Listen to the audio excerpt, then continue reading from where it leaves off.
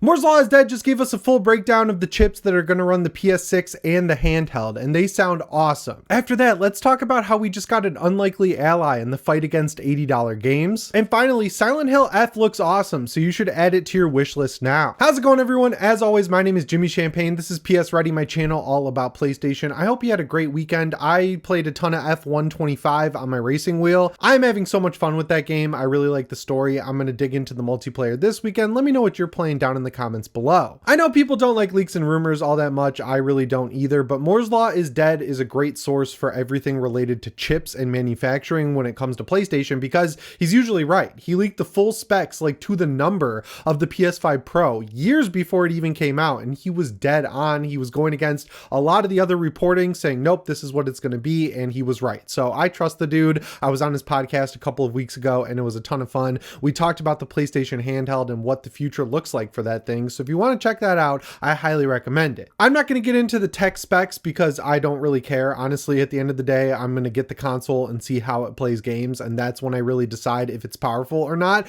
But it does seem like a pretty strong console. If you look into it, it basically looks like the actual home console is going to be around 3 times the power of the PlayStation 5, so it's going to be a big leap. I wouldn't expect a graphical leap, you know. I'm expecting more 60 FPS or 120 FPS, a resolution bump, but as far as graphics go, they stagnated back in 2010, and all we've gotten since then is resolution increases and frame rate bumps pretty much every generation. So expect that, because that's what we're going to get forever going forward. I mean, we're never going to see the jump from PS1 to PS2 or PS2 to PS3 ever again. But if this thing can run at true 4K 60 FPS or 4K 120 FPS and actually keep it locked without these like 40 FPS dips, 30 FPS dips, the unlocked frame rates that fly all over the place, not needing frame generation or anything like that, I'm there for it day one because it sounds awesome.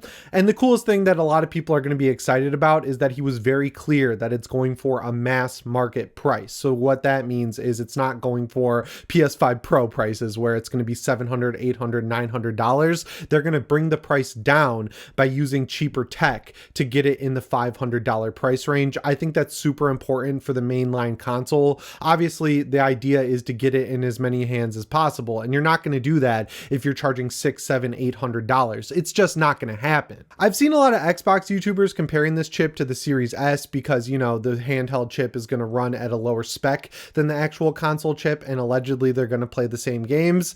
Not really comparable at all. There were massive problems with the Series S outside of its chip, which was awesome. There were other problems that really held it back, and I think developers under Sony's umbrella will be able to pick and choose whether or not PlayStation 6 games support the handheld, whereas with the Series S, Xbox put a rule in place that said if you ship a game on the Series X, it also needs to work on the Series S. No ifs, ands, or buts about it. They did relent a little bit with a couple games like Baldur's Gate 3 and maybe 1 or 2 others, but for the most part, they stuck to that rule, and we've seen how that's held back gaming. If the handheld is not forced to run every single PS6 game, and Sony says, look, this game's just too big to play on this handheld, use the streaming tech we've invested in the last generation with the Portal, I think that's going to be just fine, and it's not going to hold anything back. Unless this thing dramatically takes off and starts to eclipse the home console owners, then we'll see a little bit of a shift, obviously, because they're going to meet players where they're at. But at launch, I don't expect this thing to have that hard set rule, because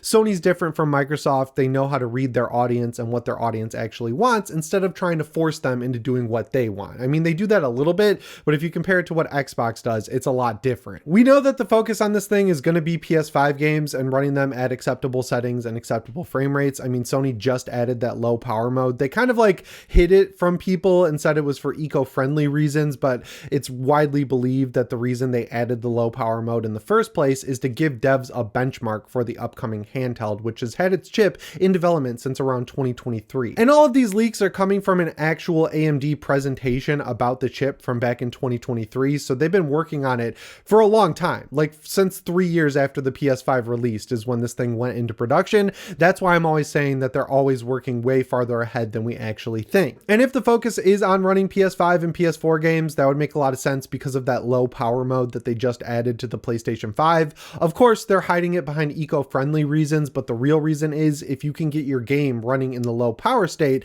that means it's going to be good to go on the eventual handheld, and you can get ahead of the work, which is good because at launch, you want to make sure that basically every PlayStation 5 game is supported. Now, Moore's Law is Dead did share a lot of speculation, and it's very clear that this is speculation. Don't take it as fact. But he was saying that they're really going after the Nintendo Switch 2 with this, which makes a lot of sense, right? Like if you're putting out a handheld that can play every game you already own from the PS5 and PS4 generation, that's going to be great for a lot of people who want to buy a handheld to play their games, but don't really have an option outside of streaming tech, which doesn't work great for everyone. So I feel like this finally could be the time where Sony actually gets a truly successful handheld. And honestly, I would love to see it. I'm just going to be real with you guys. I like the Switch 1 for what it was because of the tech that was inside it, like the idea of having a home console you could dock and then take on the go. That novelty is what got me excited for the Switch. It was just everything else that killed my excitement, you know, the actual games that were coming to it. Outside of Breath of the Wild, Mario Odyssey, and a few others, Nintendo first party just doesn't do it for me. I gotta be careful with how I word this, but it's clear they're going for a younger audience with Nintendo games because you always want to have younger people coming in to replace the older people who are leaving. I think they just go too far in that direction. Like I waited forever to play Pokemon Scarlet because it just ran so bad on the Switch 1. I got my Switch 2, I booted up Scarlet, and I was like, the tutorialization of this game, man, it's unreal. They need to add in modes to their games that say, I'm older than 5. I've played a video game before. I don't need to go through hours and hours of NPCs telling me that A is advanced, because that's literally how granular the tutorialization is in these newer Pokemon games. It's absolutely nuts. So if I could leave all that bullshit behind and get on the Sony train and play games like Ghost of Tsushima, I could play games like Bloodborne, I could play games like anything I want from these more mature developers that are making games for my age range. That's what I want at the end of the day, so I'll be there day one. It's also very obvious that with the PS6 going mass market, they plan on keeping the PS5 around for as long as the PS4 was kept around. That always felt like kind of a pivot where they wanted to move on from the PS4, but because of the lockdowns, the shortages and everything like that, they had to pivot their plan to continue to support PS4 users. And they saw a positive sort of reaction to that from players who were like, hey, if I can continue to use this console I bought 7, 8, 9 years ago, I'm going to keep doing it. So this time they're planning it going in to keep the PS5 around, which is good because I don't think a lot of people are going to want to upgrade their PS5 day one because A, a lot of people waited a long time to even move on from the PS4, and B, most people feel like the PS5 has not been pushed in any way. It's just like, we have to say it. Like Sony has not done a good job with first party games this generation. They put all their time and energy into live services that failed, and they're going to continue to see the consequences of that for a little while into the future. It looks like we're kind of righting the ship with games like Death Stranding 2,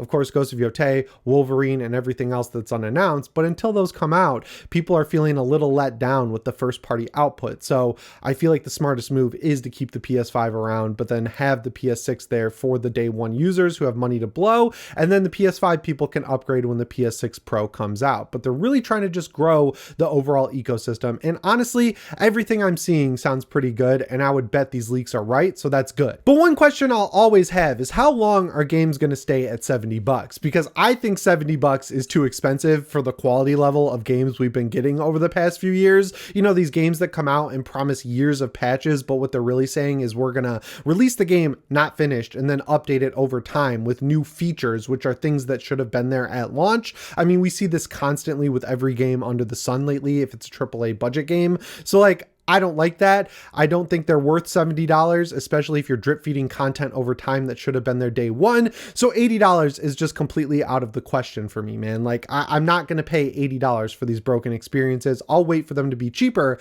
and finished before I spend my money. But the biggest game this fall is 100% going to be Battlefield 6 because shocker, when you listen to your audience and do what they actually want instead of just trying to force them to do things they don't want to do, you get rewarded. It's running at like 300 FPS on PS5 equivalent cards, which is awesome. It has the class system from classic Battlefield. The maps look amazing. The story even looks pretty cool and interesting. I'm getting kind of tired of these military stories not having the bad guy be a country like they were back in the day. I don't know why that is, but like even in Top Gun Maverick, they couldn't say it was Russia when it was clearly Russia. I don't understand that outside of you want your games to appeal to a worldwide audience, but like, that's stupid. Have some balls and say what the country is, but that's really my only gripe from everything we've seen. So I was assuming that game would be at least $80. I was assuming they'd follow the Call of Duty train and say, yeah, we have a $70 edition, but if you want the actual game, you got to pay the $120 to get all the DLC over a year. And it looks like at least at launch, they're just going to keep it at $70, and a lot of the content, if not most of it, if not all of it, is going to be there day one, which I think is smart. After watching the gameplay reveal, I'm going to be real, I'm completely sold. This looks incredible. It looks like exactly what I want out of a military shooter, but what really got me is when they were asked about the movie skins. You know, I loved having Michael Myers and I guess Ash from Evil Dead in Call of Duty, but now they've pushed it to the limit with like Beavis and Butthead, the Ninja Turtles, Nicki Minaj. Like, it's absolutely dumb at this point, and I think they need to kind of reset that, but they're raking in so much money, why would they? Like, people are showing up to buy that crap. Let them stay in Call of Duty land. So they were asked specifically at EA and DICE and all these other companies that are working on Battlefield if they're going to have these movie skins, and they directly called out Call of Duty and said, we're going to keep it thematically appropriate. We don't need to see Nicki Minaj running around the battlefield. Chef's kiss. That's exactly what I wanted to hear. That's what gets me in there day one. I want my military shooter to be a military shooter. I mean, like, Ready or Not is blowing up on PS5 because it's such a hardcore, realistic sim where you're not seeing guys with cat ears running around. That's just stupid, and I'm sick of it. I think Rainbow Six Siege also fell into that trap with some bizarre crossover skins and like anime skins. And like, I get that people like anime, I get that people like the cat ears, I get that people like having the Ninja Turtles in Call of Duty and Siege, I guess, but like, they're there. You don't need it in Battlefield. Let this be the one military shooter that stands out by actually being a military shooter. Regardless, I'm glad it's $70.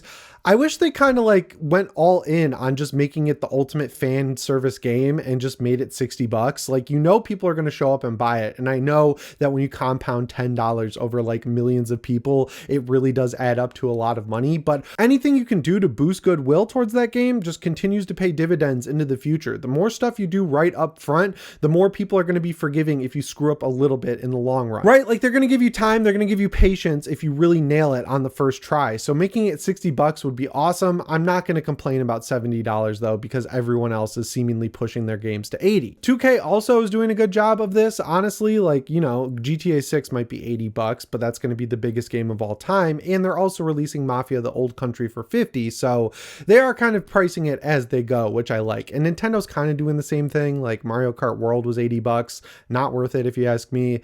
Donkey Kong Bonanza is $70.